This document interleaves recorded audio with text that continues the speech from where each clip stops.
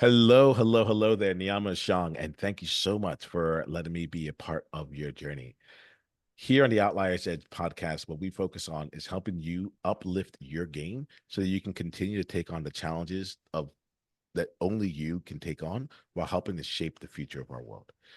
We it's interesting that I put it in this context. You're going to notice here that as time goes on, I say it a little bit differently each time because each time we meet, there's another level, there's another layer behind all this. And I like to put that into context here because we're going to be talking today with a builder, someone who knows about layers, someone who continues to grow, someone who continues to make things, to elevate things. And I'm excited to be in that context and frame as we enter in today's conversation. Today, we have an incredible outlier. His name is Michael Abernathy. Michael, it is an absolute pleasure to spend time with you. How are you today? I'm doing good, Niiamah. Thanks for having me on the show, man. I really Yeah. appreciate it. Yeah, thanks for being here. I have to say, so I start off each conversation with just grounding myself with the person that's here. And so I'd like to share a bit about like my experience of you. Are you good with that? Yeah, please do. Yeah. Michael, one of the things that I appreciate about you, that I get about you, is that like you have there's an element of deep, abundant care that flows through you. I get the sense that you take on really hard things, but you're able to do it in a way that stays light. So it's like the heaviness can come in, but the lightness will be there. But light does not mean running away from the problem. That actually, to me, means that like you're able to walk into it. And I guess the best way I would describe it is like I say like I control gravity. So it's almost like to be able to like just touch it and make this heavy thing become as light as a feather for someone, or on the other way around, something that we might think is not all that important for you to add the weight to it to make it really real. I've enjoyed being in conversation with you. I'm very glad that Outliers get a chance to spend time with you here today, and I'm excited to see what we choose to build together, and how we choose to play. I look at this as an up leveling conversation. I don't know where it's going to be, but I'm like, by the time I get done with Michael, the person I was when I hit record and the person I end will be different. That's not on you. That's on me. But I wanted to state it because I know that it's possible. In my heart of hearts, I know it's possible, and I know how to make that happen for me. So I'm in for that. Michael, it's an absolute pleasure. No, thank you. Thank you, Nehemiah. I mean, yeah, I'm not calling you Yeah. Nehemiah. My bad, bro. All right. And thanks for your trust and the kind words. Yeah. Seriously. Yeah. I would say that I'm a really happy, serious person. See, there it is, right? It's the juxtaposition of So both of those things. It's like they both live together. yeah. I love the juxtaposition, and thank you for the range that you have there. I love to play with it. Love to play with it. See what we make out of it here. Michael, this part here is I'm going to invite you to give us context about you. Right. Cool.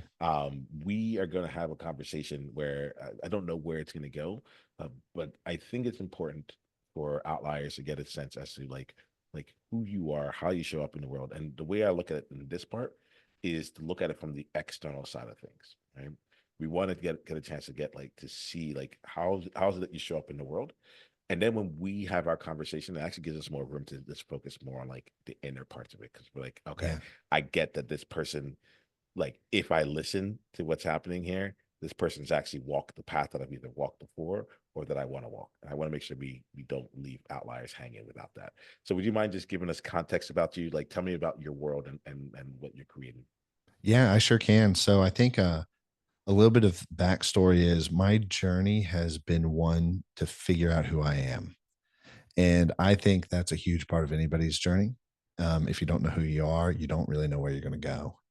And along the way, I've done a lot of different stuff, but along the way, at some point, I really woke up to the fact that, oh, I really like to build things and I really like to create.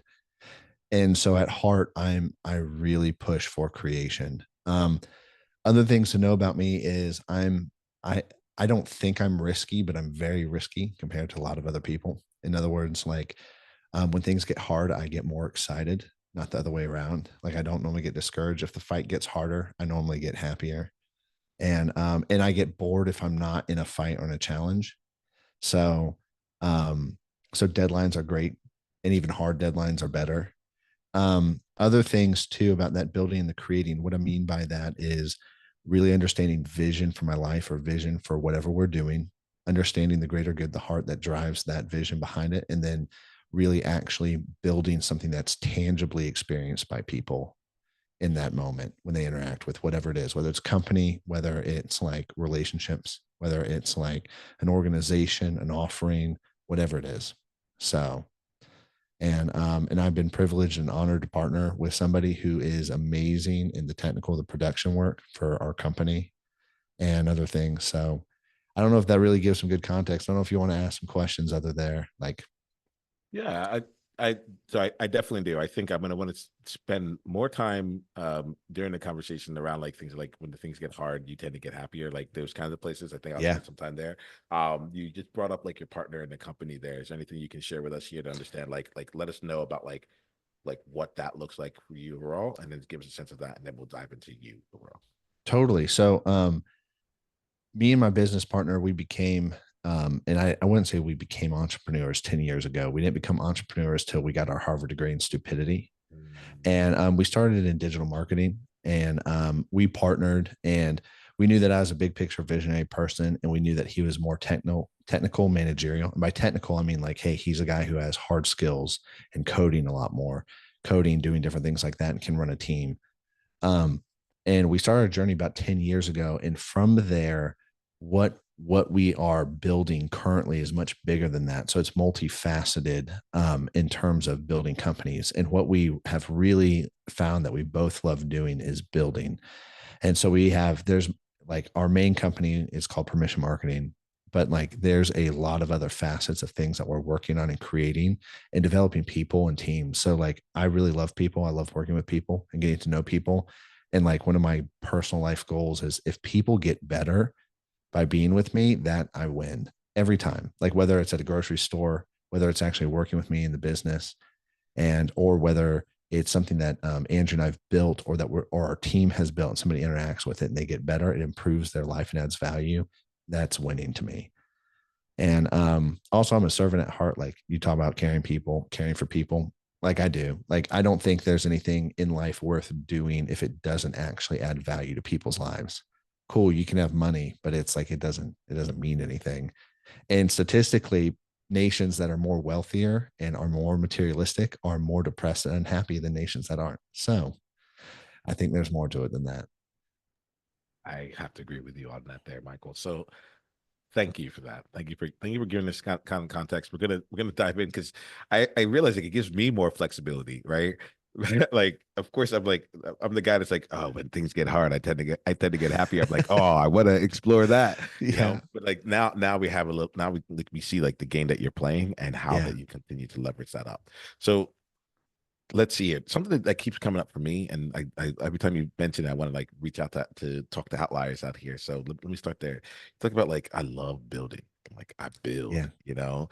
Um, I think I think what I want to do is actually make the call out here to outliers right now, which is outliers. I want you to like listen back to when Michael said that. Like I know every time, Michael, when you said that, like I got like a jolt through me.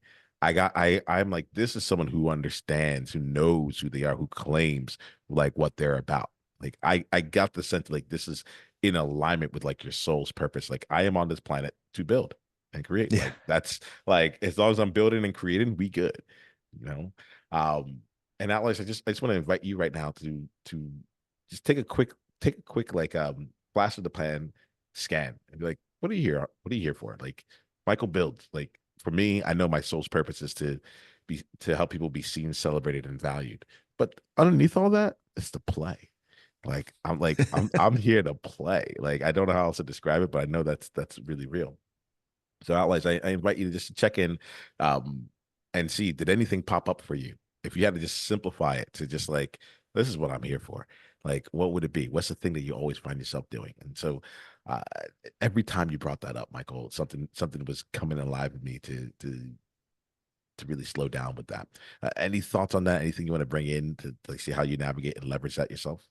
Yeah. I think it's really identity, and not so much from like so a lot of people confuse identity with what they do, right? I did for a long time. And identity is not that. Identity is am I as an individual? Like, what do I love doing? What do I not like doing?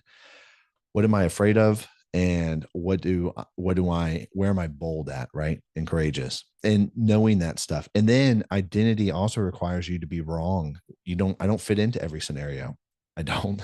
It's just how it is. Like, a lot of times when I'm talking and leading in the company, I'm a lot more on the vision side. So sometimes there's disconnect with people who are more technically minded. They're not as big picture minded. But Andrew fits that role so well as my partner. Like, we're opposites in a lot of ways. And I know I don't fit there.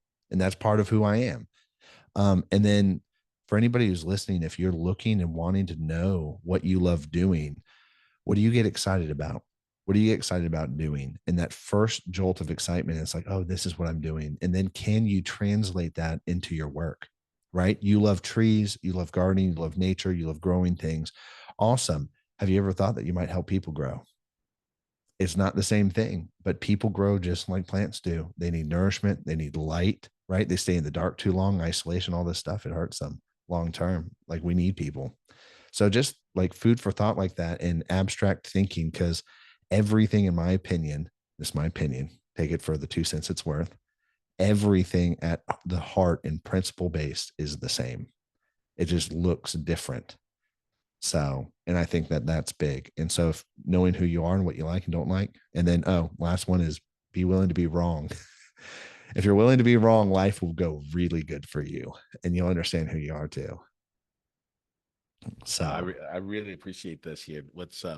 I'm smiling here when you talked about the analogy of the growing component. I haven't used that word analogy in a while because I'm always afraid I'm using it wrong. Like actually, like, so if you're watching this on the video, you would have seen it. If you're listening on the podcast, you missed it. But like, I used the word analogy. I put my head down. I was like, I'm not necessarily sure if this is right, but like, I think this is the right word. So what's coming to me is on the SATs, it was actually the section scored the highest on. I don't even know if they still like have that section nowadays. But it was a whole section of like this is to that as this other thing is to that. And yeah. I like nailed it. I was like, obviously these things go. There's a New York Times game that's called categories. I love playing it because I'm like, Yeah. it keeps creating different connections and saying like, well, these are actually at its core Yeah. something similar if we look at it through this particular lens. Right? And so when you talk about the like growth and being like, yes, you do this in one lens, through the lens of like the physical nature here. Have you Right. ever thought about applying that same principles in a different context? I get really excited. I get really excited about that. That's life to me, though. I think that's how life works. The principles just translate, and everything at heart is really simple and easy. And then, like, there are things that are more technical, like heart surgery is obviously not super easy, but the principle is like, cool. I want to care about saving lives, Yeah. and then it translates. Yeah. So, and I think, I don't know, I think that's super important. I don't know if I did good. I don't even remember taking the SATs. I know I did. I I think I just remember being like, I was like, this part's so much fun, and so as the years go by, honestly, the real thing is I recognize like that is one of my superpowers, right? To be able to make connections where people don't see it, and it's obvious to me, um, or to play in the lines of being able to see like what made you successful in scenario A, what were the conditions, how did you show up, so on and so forth. How can we translate those into the new environment that you're in right now? I'll be curious for you, like, so I'm sharing this kind of like Yeah, from a high level here. Would you like, A, does this align with some of the way that you think about it yourself? 100%. I actually call it pattern recognition. I recognize the pattern in one area, and then it can translate over into another area, the same pattern. Oh, I love that because a lot of times I'll talk to people and I started using pattern recognition as an alternative way of talking about intuition, right? And so people say like, "Oh, that was just intuition." I'm like, I believe it because I spent Yeah. time in those circles, and I'm very curious if intuition is just really advanced subconscious pattern recognition, you know? That Uh, I never thought about that. it's like oh, something makes me think this. It's like, oh, because I've had thousands of conversations where I know that if I go to the left, if I follow this one path, I'm not gonna get what I want. Or like Yeah, I've seen a lot of people who actually smile with their eyes, for example. And it's like you said that and everything sounded right, but intuitively, aka the pattern did not, I could not recognize this pattern as someone who is like in love with what they're talking about. So I like to play that out a little bit, you know? that's cool. Yeah, That's yeah. cool. So like I get the sense that you do this a lot. Let's make this real here. So in this the world of um you know that pattern recognition here, what are some areas where you've like just take us to like a time or a story where you've actually been able to incorporate that, and Yeah. I'm most interested in seeing how you leverage that to build. How do you use your skill of pattern recognition in order to build and create? Yeah. So I'll can I define the word build real quick before we go there? Because I think Yes, that will help us. please. Cool. So is building in business is creating intangible architecture or infrastructure. And so you have you have three different realms, in my opinion. All right. You have the physical realm where you can touch everything, right? You can feel it, it's tangible. Then you have the analog realm, right? Where analog is auditorial and different things like the old school phones, like we're talking over an old school phone and there's just voice traveling. And then you have like the digital realm, which is completely intangible. You can't touch it. It's there and you can see it, but you actually literally cannot interact with any of the digital realm except through a physical medium. Like think about it. Like we can't type on computers or have anything to do with computers unless we have a microphone to speak into it, records us, or a keyboard. Okay. And most business today is done in that digital realm, which is intangible. And so when building, it's actually how do we create architecture that we can relate to in the tangible world, and then it gets translated into the digital world. So that's my definition of building, right? Architecture and infrastructure. Um, Before you go on, I'm yeah. sorry. I'm like, if I don't jump in now, I'm gonna miss this. Because my brain is thinking right now. I love this the digital realm part, and that simple element is like you cannot interact with it without some mechanism, some other Yeah. device to allow you to access it. So for me, I think it's important because I want to be able to see how you see your world and also be able to navigate the conversation that much more clearly. When you talk about architecting, can you like help me see that? Help me bridge that. Yes. So an architect for me is where we would do what I would call a mind map. And it'd be like production flow or workflow. Those would be normal typical terms. But it's where we would create a drawing. And I normally start on paper first. Like I normally start in the physical world because it's so much easier than, oh, let me just go use this tool. And then we just literally sketch boxes of like for instance, if we're going to do a wholesales process, we'd be like, awesome. And let's just say we're going to do a cold call process, sketch a box, cold call, right? Initial call, I'm calling a number, right? And then it connects to a customer picks up, customer doesn't pick up, two new boxes. Does it make sense? So you have Oh, your initial definitely. cold outreach, and then you have a two new boxes, and then it's a series of chain of events, and you literally just draw out the chain of events. Okay. And then for each chain of each event in that chain, you would draft what needs to happen. And then you would give a process to a team member that they can use, they can learn, they can operate. And then they would then utilize to fulfill that whole chain of events, no matter what happens.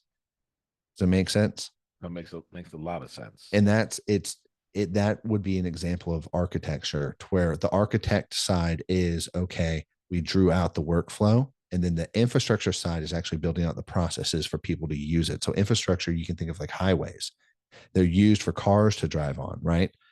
And that process is the highway, even though it doesn't look the same as a highway. It's the same thing, the same principle. It allows flow of work. It allows people to get where they need to get to. Right. So going back to that cold call, if somebody picks up and that person's like, yeah, I want to buy this, that it's a highway that allows that person who wants to buy something to get what they want. It's the same thing. All right, so now we're gonna play a little bit. I'm gonna bring myself into this world. Are you good with that? Sure. All right, whatever that means, whatever it means for me to bring myself in, but I'm doing it. All right, you've been warned. Yeah. Um, so I love this. I love this here, and that's coming for me is playing this out. When you talk about this, I realize there's a part of me that does this. All right, Like I can see systems. I can see. I'm a visionary thinker, and I can see how various pieces all come together. Yeah. Right. One of the things that I appreciate about what you're doing, I think I'll like to take on, is just taking the time to. I'm gonna say make it real, but to like, oh, I know what it is. I have this process. I'm actually be really curious about for you about like the steps involved here. But I think about like the various levels between like having the vision and then making it real. And I'll Yes. typically use an acronym that's like Pfizer generally, or like but it's like you start with your vision, then you get to your strategy, then you figure out Yep. like how you're gonna like actually do the operations of it, then you get like the actual results or the actual like execution, right? Right. Um, but there's a process I feel of like being able to move down one level at a time so that you can take this high level vision and then turn it into something in reality. And I Yeah. would love for you to talk about. I feel like you get it and you've been able to do it successfully. And I'm like, oh, it does exist. So It does. like, yes, if you have a process behind that, I would love to hear about it here. Because a lot of the outliers listening, and myself included, are like, we have huge ideas, and we're like, why, like, but it's so hard to actually bring it out to life. Yeah. Okay, cool. So there's a couple things. All right. First, I'm going to talk about the three different types of work. Okay. In everything you do, you're always operating one of these three types of work. You're doing entrepreneurial stuff, which is vision related, or you're managing things, overseeing the work that needs to be done, like managing the process, managing customers, managing things. And then you have technical work, which is actually I'm the guy coding the website, or I'm the copywriter, or I'm the administrative assistant picking up the phone in the office. That's technical work. Okay. So three types of work. Vision is the highest level. You have three levels of vision: small, medium, and large. So it depends on where you're looking. So an example of a large vision would be standing off a long ways and you can see all of Mount Everest and see the whole entire mountain range that you're going to climb. Medium would be, okay, cool. I got close enough and I'm kind of at the bottom of the mountain and it's hard to see all of it, but I can still see big chunks. Small is when you're climbing in the mountain and all of a sudden you're surrounded by trees and you can't see the mountain anymore. You see trees and path. So you need both of those types of vision and both of those types of understanding to translate the vision. So what type of work am I doing and how much of the vision am I working on? Right. And so that being said, a vision is simply, and I'm going to define vision for everybody. Vision is what are we building? Right. So an example of vision is we're building a table. That's it. That's our vision. Right. Just like we're building a company, we're building a table. How many legs does our table have? It has four. It has a brace in the middle, right? Is it made out of oak? Is it made out of pine? Are we going to paint it? Are we going to stain it? What are we doing with our table? Okay. And then we know the table. So that's your big vision, Niiamah. And then what we're going to do is awesome. Which piece are we going to start to work on first? And then we break it down. Are we going to start to work on the top? Are we going to work on a leg? Right. And then we pick which leg we're going to work on because we're going to work on a leg. Well, which one? Because there's four of them. And then we build that out. Does that make sense? And so you have your vision and you break it down into managerial. Oh, I need this to be managed to build this small piece, this leg, this medium sized piece. And then we begin the work and we draft out what that medium sized piece looks like. Does it make sense? And I can give Yeah. you an analogy in business too, if you'd like me to. Make the analogy. It does make sense. I do have questions, and Yeah. that like, but it's not about the concept of it. It's about the application of it, right? Yes. And so like I'm carrying out the the small, medium, large in my head. I'm carrying out the the entrepreneur, manager, technical. Um, why don't we bring in the example in business so that Cool. and the outlier that's listening to it also has that, and then we can dive in further. Okay. Cool. Let me So I'll do this. We just started our own cold email outreach for our company. Okay. And so what we did was we have the company vision, right? And then we were like, cool, we need a goal to help achieve this company vision. So we got a medium sized piece, right? And what we did was Andrew and I met. That's my partner's name is Andrew. And we met and we talked about, cool, we want to create a new offering and we also want to generate more revenue. Excuse me. Excuse me, for the company. Okay. So that's what we want to do. So we started we started looking at our current resources. So we're looking at what we actually have internally to use. We're not looking to buy things or go outside. So we're like, what can we do with the current amount of resources we have, with the current team we can have? What type of skill sets do we have? What would be the best avenue to do this? Cool. We do a lot of content marketing. Oh, we have a lot of content writers. Oh, wow. We do a lot of link building for SEO and different things. Wow. Okay. That uses email process. Oh, we can take what we already have, pieces we already have, and we could do cold email outreach. And we've had a lot of clients ask us for this stuff before. If we do some of this, and we're like, no, we don't offer that yet. And it's like, we know there's also demand for that from past experience. So we know that if we did it for ourselves and we started marketing for ourselves first, we'd be the guinea pig and it works. We could sell it later too. So we'd make revenue twice. Right. And so we went and then we started doing that whole process of awesome. Let me do the whole workflow. What kind of emails do we need to send? Are we serving people or are we selling people? Because those are radically different. What is the goal of the email campaign? And we started drafting down all these things. Cool. Let's go down to the purpose. Awesome. We need to measure. Okay. How are we going to measure? Let's run A B testing with the emails. So we'll have A B testing for the subject lines. We'll have A B testing for the bodies of the emails. And then that way we can measure each type and we can measure to see what people want and what people don't want. And then we can go down that list. Cool. Are there tools in our tool set, like physical tools? I'm talking about like, project management tools. Like, hey, do we need to go buy tools for this, or can we use certain tools that we have? And then we went through that process too. And then that is going from large vision to where it's like we want to continue to grow the company, right? The marketing company for us is a linchpin to the other things we're building. And we want to continue to grow this. And it's not just a short-term thing. And then we broke that down and said, cool, what's available to us? What would be the easiest next step? Right. And so that was that. And that's how we did it. Does that make sense? It does. I want to play it back a bit, right? So this is Yes. this is how I know whether it makes sense or not. I actually say it out loud. Cool. So thank you. You're Thank you. welcome. And what I'm going to try and do as we're talking is to not just say back what you said, but to put it into the frameworks that you had of like the entrepreneur manager technical. I want to make Yep. sure I'm Technical. practicing it. And the other Yeah. side of it is like it's all vision, but then small, medium, large. Right. Yep. All right. So what I'm hearing from you is that you had a large vision of like, hey, let's go ahead and grow the business. Right. Yep.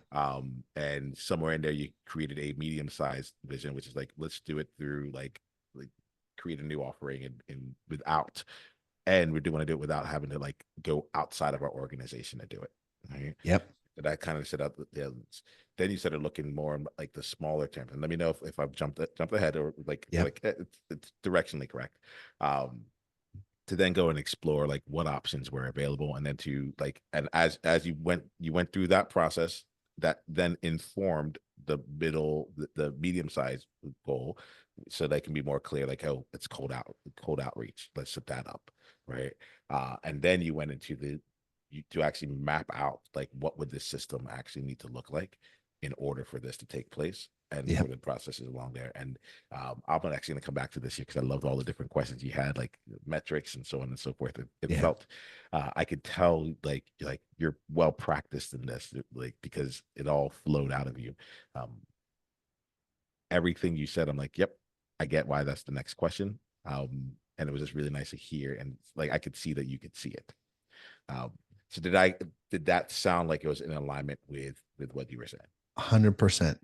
100%. And I have, if you would like me to, if you'd like to ask questions, you can let me know. I have, a few practical things that now that I've said that I can share to help people do this. Yeah, let's do it because now I'm gonna say, like, I love that comment when you said like make revenue twice. In my mind, there's an element of like get value twice here, because what's gonna happen Yeah. here, Outliers, is that you're gonna hear Michael share it and you're gonna get that value from it, and I'm gonna hear him share it as well, and I'm gonna implement it, and you're gonna get even more value because I'm there. The visions that I have actually come out to life on behalf of you. So why don't we do this? So I think it'd be really meaningful. Cool. Cool. The way that we draft goals, we have a whole framework for goals. And so when we decided, cool, we want to create a new offering outreach, we went through that framework. And part of that framework is a questionnaire. And there's two questions on there. What do I want? What do we want? And what do we not want? Right. And if you know one side, if you know the things that you want, you intuitively automatically know what you don't want. You just got to put the opposite on the other side. If you know what you don't want, you automatically know what you want. Right. And so to give you an example, when we went through this, and I went through, and I still go through the what we want, what we don't want personally. And we went through, and one of the things was we don't want to send spam email, right? So we put that down. We knew that we were going to do email marketing, so we started breaking it down more, and then we started building predicated on what we want the house to look like and what we don't want it to look like. One of the things is we don't just want to spam people. Wow. On the other side, because we knew that we didn't want that. On the other side was we want to create emails that serve and provide value or an opportunity for value. And that immediately made it onto the what I want side. What we don't want team members lost in the process.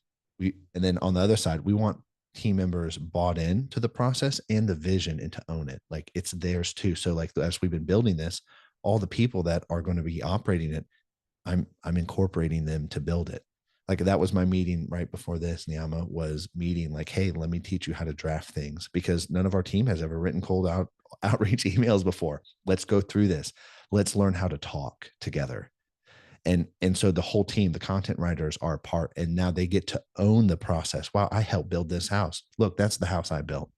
And it goes, if they ever want to go and leave somewhere, it's on their resume. They can take it and it gives them life value later. Or if they want to stay with us, they get to be proud of what they did too. Other things that we don't want. Um, we don't want to have an identity based around sending emails that everybody hates. Like we don't want that, right? We want to be seen as somebody who serves. Cool. We know how we know what we need to do then. And the whole process needs to be predicated on serving. So that's a practical way to break things down to build. So I'm really enjoying this here. There's a few things that show up for me. One of the frameworks that I carry here, and I enjoyed like the frameworks that you have. Like I'm not sure.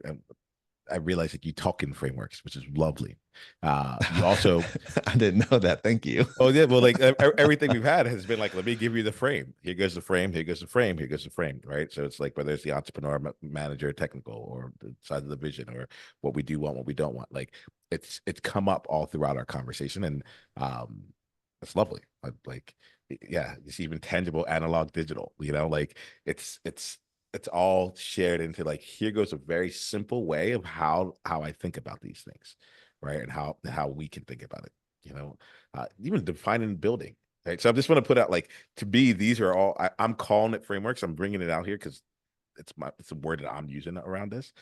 Before I go on, does any of that resonate? I like how does that feel true? Yeah, no, it totally does. I'm like, wow, I did not see that. That's really cool.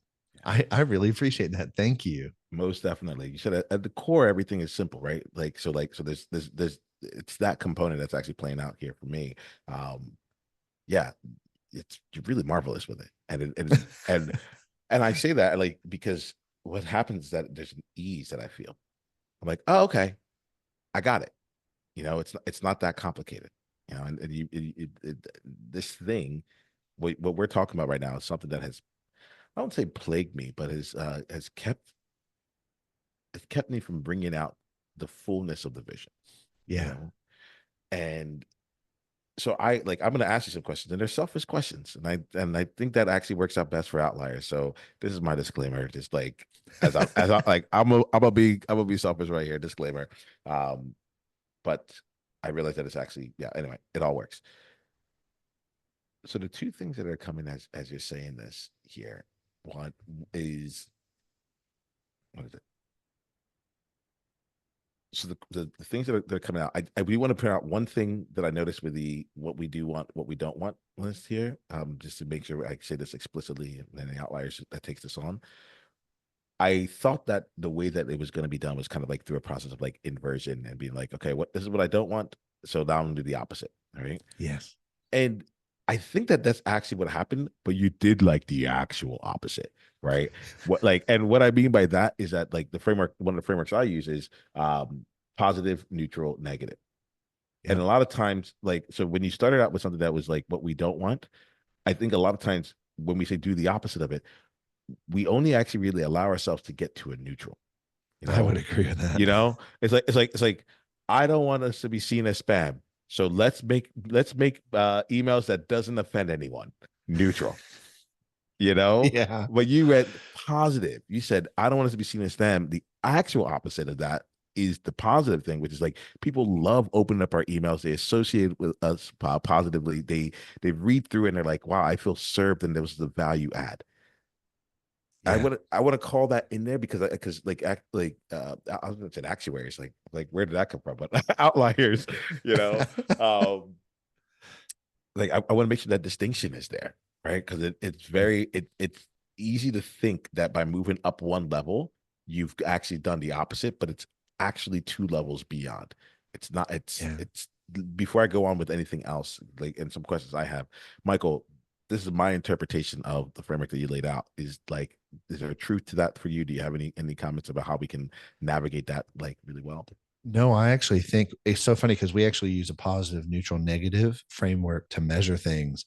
Mm, And I think this is just part of that, my personality and who I am. Whereas, like, oh, I know that's not what I want. And then it's like, oh, that's really what I want. I skip neutral. Like, I really yeah, skip neutral. I'm a very direct person. yep, And one of my personal things that I've really had to work on over the years is really being softer and really just being softer and not being so hard, because the directness in itself is really hard. And so as a result, it's like, oh yeah, I totally see that I skip neutral. That's part that's part of that same deal. yes, yes. But I'm grateful for it, you know. I'm grateful for it, and it's cool. So if I get you here, you've actively worked to bring to soften, if I'm getting you right, all right. Yes. Um, yeah, I love it. It's a very easy conversation to talk to you about these things. But what I love is that you've also brought you live it in both worlds. You're actually bringing it down. So here goes some of the questions I have for you, and this is the question that lives in my mind as you're describing it. I'm like, one thing is like, wow, this is a lot of work, right? And I just wanted to say it, Yeah. you know, because I think a lot of times like visionary leaders are like, well, you're up in the clouds. It's all up to us to actually get it done. And I want to call out like the amount of work that can be done as a visionary leader that's still outside of the technical. You're not actually writing the things like your technical work. I got the sense of your technical work was actually in a managerial work where it's like, how do I help train the people who are going to do this and into ownership, right? And again, I had to watch that there because training would have been neutral so that they can accomplish it, but ownership is the actual positive framework on top of that. So I think that the questions that I would ask is I'm thinking about this from a solopreneur perspective. Myself and others are in that space. How do you know? How do you like? I guess it's like, how do you know when enough is enough when it comes to the Yeah. architecture and like and being like, okay, now I got to shift into technical, or now I'm ready to go hire someone to go do this. Yes. What's your barometer on that? A couple things. We one of the things we implemented in the company culture was, if you're stuck, you don't know your next step, you need to ship it. You're done. Because that's the version of you right now. That's as good as you can be. And the moment you ship whatever you're supposed to do, like you're full send, right? The moment you ship whatever you're supposed to do, it will automatically unlock your next 5 to 10 steps. You'll see it immediately. And we did this with when we launched email marketing. We were like, here's our deadline. And everybody's like, we're not ready. And it's like, we're shipping because this is as good as we can get it. And immediately after we shipped, we automatically it opened up new doors for improvement immediately. Um, the other And thing, if just you're, to be on the oh, same page of what ship is, I'm with it. But like for those of us that are, it's a new yes. terminology. How do you define it? Yes. So I define shipping as saying this is a viable product and we're using this. Like we may it another term could be fly the plane. Like, cool, we got two wings, a jet engine, and cockpit. We don't have any passenger seats, but we're taking off, baby.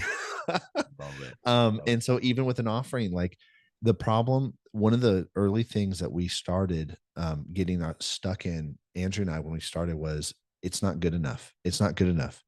And here's the reality about it. It is always going to be able to be improved, no matter how long it's existed and how long you've worked on it. It can always be better. And it's simply because the world changes, and then simply because that's the nature of things. So shipping it is like, cool, you know what? I'm pretty good. Like whatever the skill set is, like let's just say it's baking muffins. You know what? I'm not as amazing as Gordon Ramsay. I don't know any famous bakers, and I know he's a chef. This is wrong. But the whole Yeah, thing I is don't like, know. I know I'm not him, but you know what? This is as good as I got. And you know what? Somebody will appreciate the heart and they'll buy from you. Right. And then, and then here's the other thing.